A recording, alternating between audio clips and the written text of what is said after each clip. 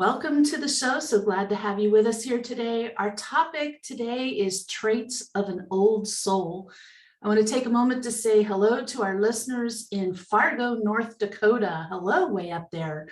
So glad to have you with us, and let us know if there's a topic that you'd like us to cover. Roz and I were just talking a little bit about this old soul thing.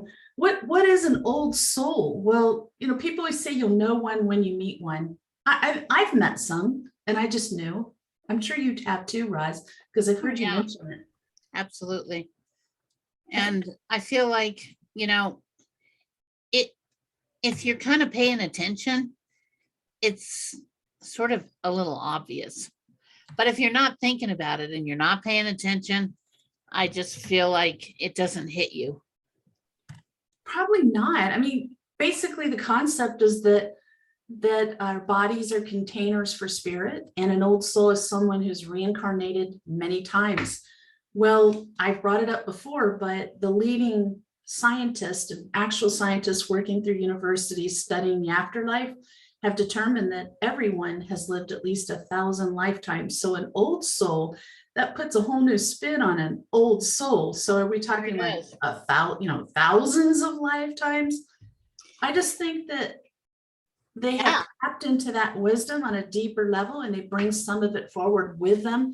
They just, I think it's in the energy is what I always feel. It's in the energy of that person. And I think it's their perceptions a lot of times on things, and how they see what's going on in the quote unquote real world, which I think of as the three-dimensional world. Visionary world. Yeah, I feel like, if you've been around the block, so to speak, numerous times, your perception of things is going to be very impacted by that. And I also feel like having,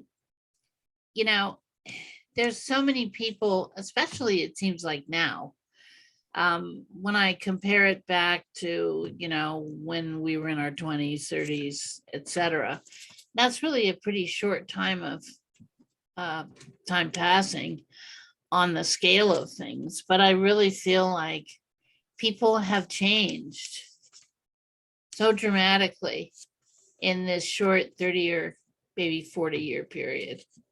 I remember, in the 1970s and the late 60s, how the outlook that a lot of people had was just far exceeded in many ways.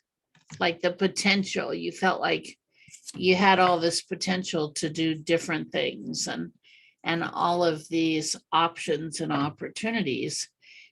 It's kind of interesting. I mean, the people I talk to now that are in that age bracket, they don't feel those things so much. They feel very confined and limited, which is sad. I think as an old soul, from that perspective, you should really be able to have a big view of what the potentials are. I think it's kind of comparative to, and you were bringing up younger people. I was having a conversation with my daughter last week, and she was really afraid of a recession. And I had to remind her, from my perspective, I've lived through 2 of them as an adult, and I'm sure another one before I was an adult. So I was oblivious, but as an adult, I've lived through 2 of them, and it was really, really rough for me. And I got through, and things got better. It ended, and the economy picked up again. And I said, you have to look at it like that. Like there's ebbs and flows, there's ups and downs. But if you haven't lived through those downs yet, then you're going to get more reactionary to it. So for an old soul, think about living thousands of lifetimes, and you've seen it all pretty much. You've seen war, you've seen dictators, you've seen just anything you can think of, natural disasters. And so I think they're more calm. They keep grounded better because they've lived through a lot of this and they survived it, and they know life goes on, and everything's fine. It's not, they just don't get all worked up about it. And where I'm really seeing that now is in the area of politics with old souls. Yeah. Not getting wrapped up into it, not letting it tear them apart, not letting it pull them off their balance. They're seem very observatory about it. And it's interesting, but they are the old souls who are reacting that way. Well, and I think too, I look at a lot of the things going on now in the perspective of how will this impact, in my case, my children and grandchildren, other young people, because their perception, and I mean, look at the exposure they have to media, to television, there's so much said and done and going on that I think it's kind of overwhelming if they allow themselves to get into that. And the old soul perspective is like, this too will pass. Yes, exactly. One way or another, they just don't seem to get as wrapped up into it. I would like to talk a little bit about it, because I'm sure there's going to be people tuning into this who are wondering, am I an old soul? Is my child an old soul? Because there's certainly a lot of old souls being born in right now, I'm noticing.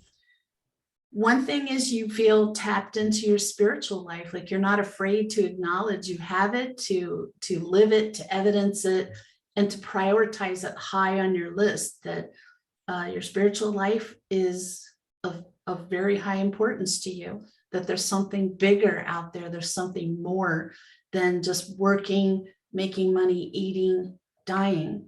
There's something more here, bigger.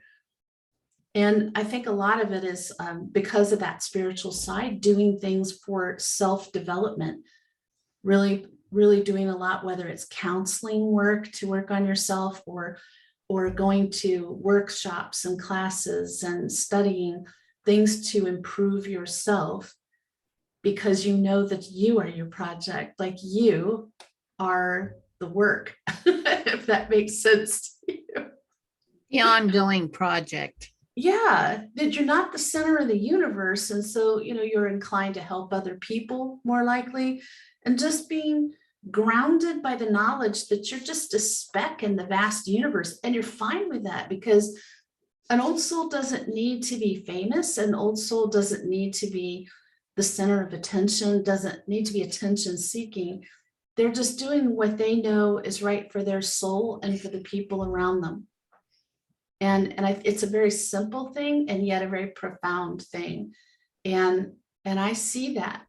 I do see that. Well, and the attitude of do no harm, when you spread that across the broader spectrum, I think a lot of people begin to see and realize the others that they know around them that are obviously more steeped in ancient times, ancient thoughts, being one with the universe, being one with the earth. For those of us who, I don't consider myself really an old soul, but the things that have been done to the earth have just been, horrendous to me. And I loved it when we were in the time when everyone was excited about environmental issues and keeping the environment pristine and taking good care of the earth. And, I think now for those old souls that are out there, everything that's gone on is just so debilitating if you get into that. So you have to really refocus your energy and kind of think more like the old souls, like this too will pass. This will, we're going to be able to resolve some of the issues that we've caused. So I think that's really important. One keep thing that brings perspective. to mind, think about that. This too shall pass. Like if you are a very old soul and you've lived thousands of lifetimes, how many civilizations they've seen reach the heights and then go down. And so that too shall pass. I don't think there's a country out there that's forever. It can still be there, but in a very different way, or a different name, or a different geographical territory, but things do change. And you don't want it to in your lifetime, but if you're an old soul, then you probably have seen this before, and maybe you're not as shook up about thoughts of the country changing, like secession and things of this sort, or breaking into two parts, whatever it is. Another big one, and if this is true for you, it's a big sign, is material possessions just don't matter much to you. You might not even really think much about how much money you're making, or what kind of house you live in, what kind of car you drive. Those kind of things just are not going to be high on your radar. And instead of seeking wealth, you would be just making sure you have enough money for your needs, and a little extra for savings or emergencies, a little extra for some fun. And that's enough for you. And you're not thinking all the time of how do I get wealthy? How do I accumulate things? It's just not high on the list. And so perhaps you're more, instead of replacing furniture and things, you're going to use things as long as they last, get things repaired. I gotta tell you a funny thing about me. I'll just confess this. My family thinks it's hilarious that I will replace the soles on my slippers. I bought the fabric and I hand sew them back on. So anyway, maybe you do things like that. I'm not saying I'm an old soul. I am saying I like to recycle and reuse. I will say that.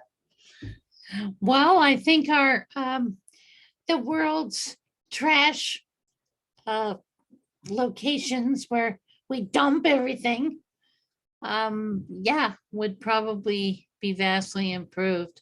I read an article recently where apparently there's an area in South America where they just started taking all the clothing that people no longer wanted, and all the clothing that was being manufactured that people weren't buying, and they just started dumping it. Yes. In this one spot. I believe it was in Chile, but I'm not positive that was the location. I'll have to look it up. But I remember reading this article and seeing a picture of all of this clothing just strewn in this whole area. And anybody can go there, and if they need clothing, they can get it. And I was just thinking, oh my gosh. Yeah, I mean, I know the show is not about this, but I am an environmental activist, and I'm going to take every opportunity I can to toss these things in there. Think about that big mound. Like most of the clothing people donate to Salvation Army, Goodwill, ends up in landfills. So just know that. So sell your things online, give your clothing directly to other people who can use it, sell it online to other people who actually want it. And if you're tempted to just drop it off, just imagine that big pile of, and it won't be people going to get it, it'll just be in landfills. So think about that. Another one is focus on meaningful connections. Like I think this is, a lot of people have come to this place because of COVID and being isolated for a long time, where they now value relationships higher, but an old soul knew it from childhood. An old soul comes in just knowing how important family is, friends, everyone, the connections are really important to them, and just having the intuition that someone will make a great friend, keeping good friends for years and years and years. And it's very possible that if you're an old soul, when you were a child, you didn't feel like you related to other people your age very well. Well, yeah, you're in a child's body, but you don't have a child's mind. And I think my daughter is one of these people, because she would want to hang out with the grownups rather than go play with the kids always. And people were like, don't you want to go? No, I don't want to talk to them, and she'd hang out and had friends who were adults that were, friends of the theater group. But you may want more substance from your interactions, and your younger peers maybe just can't provide the topics and the depth of conversation that you require as an old soul. And honestly, you probably have learned to prioritize relationships with people who seem to understand you. And it probably wasn't young people, probably they did not have the maturity and experience to really be somebody that you're going to want to spend a lot of time with. It's kind of like, how many adults really want to go hang out with little kids for conversation, or even teenagers for conversation? For a while, it's fun. I love teenagers and kids, don't get me wrong, but you're going to want to talk to somebody, on an adult level about things that you're interested in. And younger people usually, not always, but usually can't do that. But if you were not one of those, if you just didn't really fit in with kids and you felt really drawn to the adults and you fit in with conversation, I think that's a strong indication, that you came in with a mind that's far above your age. Definitely old soul conduct. It doesn't mean somebody's better than other people. It means they're a more experienced traveler, really. that's it, it's just they've done it more times. And I think too, when you're in a situation where you're making decisions about going forward in your life, and you're basing those decisions on just like, quote unquote, sort of what's available, what's out there. What can I do for a career? What can I do and to connect with other people of my same nature, spiritual nature?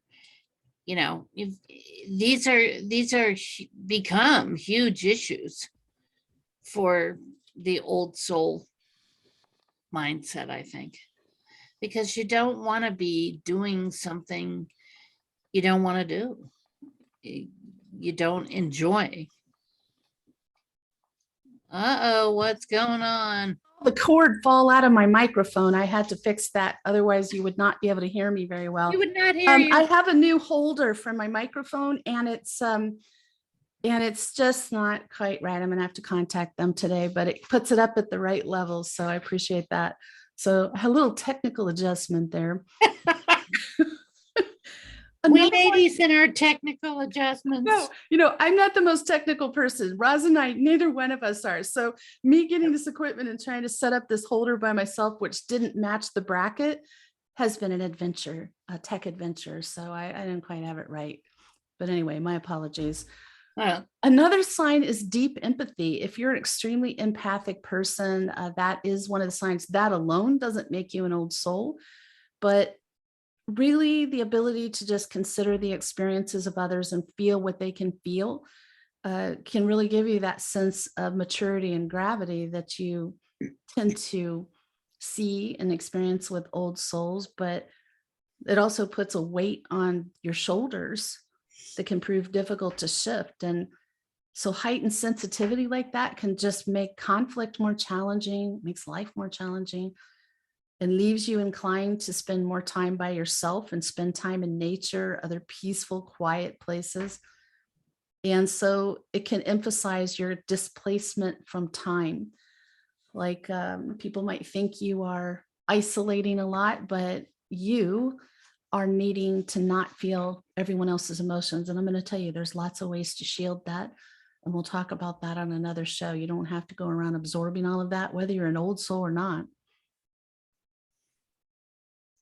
Here's one, and this is one that's absolutely seen in every light worker, spending a lot of time thinking about how to make a difference, whether it's a difference in the lives of the people around you, your community, the world. That's big to you, helping people. And if you are a light worker, it's true as well as an old soul that from early childhood, you're helping people is a very core part of who you are. You're not going to be happy if you don't feel you're helping people. Roz is smiling. Yeah. I think, when you feel that constant desire to do something that you feel is worthwhile in the lives of other people, that definitely takes you into that old soul category, I think, because we all know, what it's like to be in a situation where we need help, but we don't feel like we have any access to help for whatever reason. And being the person who responds to that and says, whoa, well, wait a minute, what about this? Or let me suggest this. That's a very powerful motivation. It's part of the do good works thing. It is. My favorite saying, do good works. And again, this alone, because there's crossover between other things like this and light worker and this and philanthropic nature, you can't just say because you like to help other people, oh, I'm an old soul. So it's, if you have multiple signs that we're talking about today, then you're an old soul. And honestly, I think if you're an old soul, people have told you, oh my gosh, you're an old soul. People are going to tell you. So old souls can, because of that, thinking about a difference, I think they are good at focusing on a big picture rather than small details. And they know that you can't change the world single-handedly, but you focus on making improvements where you can. I really think this is huge. Like, make improvements in your life, the people that are around you, the people you encounter. That's huge. And the angels say that that is every light worker's mission. They may have another mission too, but that is a mission of every light worker, to touch the people around them, improve their lives in better ways, or even just sharing your energy with them. So just know that if you're an old soul, your desire to do good can make the more impermanent interests of life seem less important. So there may come a time when you're not really into socializing, and you're not into sex, and you're not into relationships, you're not into making money, and I think a lot of that is reflected in people who go to tiny homes or very simple living, because they're realizing they kind of got caught up in the material things, but it isn't working for them. It's not important to them. And they're looking at the bigger picture here.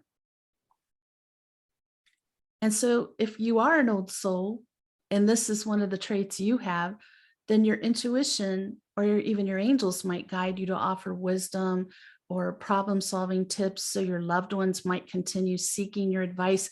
Have people always come to you for advice? This has been true for me since I was in probably junior high. People coming to me like I'm got a little sign that says counselor in training, asking questions, asking advice. That's one of the reasons I ended up getting into the field of mental health. I'm like, hey, if people are going to come to me for advice, I might as well get some training in this and be able to give them something good. But people who are old souls tend to pick up on the deeper nuances of human behavior. They're very good at noticing the truth. And Roz, you're good at this. Part of it is because Roz reads energy. So if I don't feel good, but I'm trying to hide it from her, I just don't want to talk about it, I'll come in. She goes, what's wrong? What's not good? You got your energy's brown. What's going on? So tactful. There's no hiding anything from her when I don't feel well. Sometimes she picks up things I don't even know is going on. She's like, what's got you upset? I'm like, I don't feel upset, but I realize I probably did go through something that affected my energy, whether I still realized it or not. So it's good to realize that. Yeah. Because we have a tendency to expect ourselves to just move through it. Just, get it taken care of, be on the other side of it. Suck it up, buttercup. Yeah, exactly. So I think actually allowing, someone to make these observations is opening the door to you being able to realize, oh yeah, I should deal with this because it's there. I can't stuff it. So you can try, but your energy still knows it's there. So if you're picking up this kind of thing, that is one of the signs. And just really, I think that core drive to help people, And that's another thing. That's definitely a light worker thing. So here's another one. And you know who I think about when I talk about this is the need to seek out knowledge and truth. Think about Terry Ann, who was with us, and how many different forms of healing that woman does. She has trained in so many different forms of healing, and she's still going forward with more training. So I think she definitely, I think of her when I was reading about this, and people like that who just are perpetual students, not that they don't practice what they learn and put it into use, but they always want to learn. They feel that thirst for knowledge and the thirst for truth. So, you know, there could be a lot of you out there who are starting to see some things you don't want to see about people, the country, the world, but you feel compelled to like seek the truth about it. And that could be part of being the old soul, is you just can't stand lies and cover up. You know, I mean, honestly, uh, deceit is a very hard thing to abide from at any level. So let's ask you this question. Those of you out there wondering if you're an old soul, is your child an old soul, somebody you know, do you or they read a lot? Do you feel like you got to just you read and voracious reader? Do you need to watch the news? Do you need to drop everything to look up an answer to something that you need an answer for right now? I think about you and your late night online researches. I'm the one who's going to be, I don't know that word, which is unusual because I got good vocabulary, and I will look up that word right away, or some term I've never heard. I will look up that term right away. Are you happy to listen to people tell old stories and learn from how things used to be?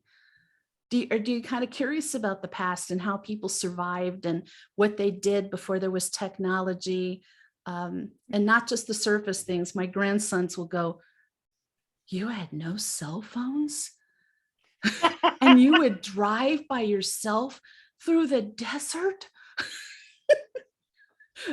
Oh, yes.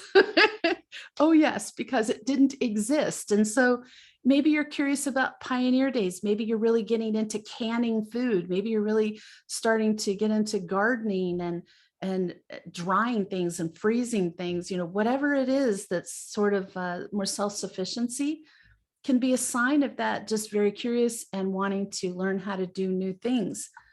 Old souls love asking questions. Old souls love it. They love the journey of getting answers. And if you just find yourself like, maybe sometimes people are like, whoa, that's a lot of questions. Then I think you might fall into this category. You might like to spend more time with books than people. You might rather go reading and studying than go out to a party. You know, I don't know. What were you going to say about that, Roz?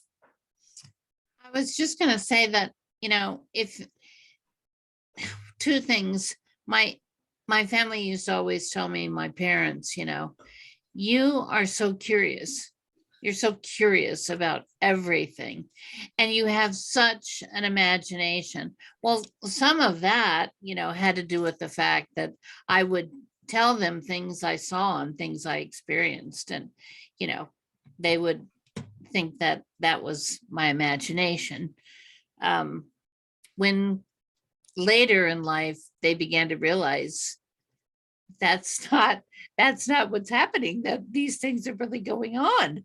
And that led really into the curiosity factor, because the one thing I remember all of my life, even from the time I was really little, was everything that happened, everything that goes on.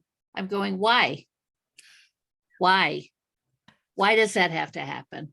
Why do people have to do this? Why do people think this way? Why, the overwhelming question of my life is why. And I have to know why.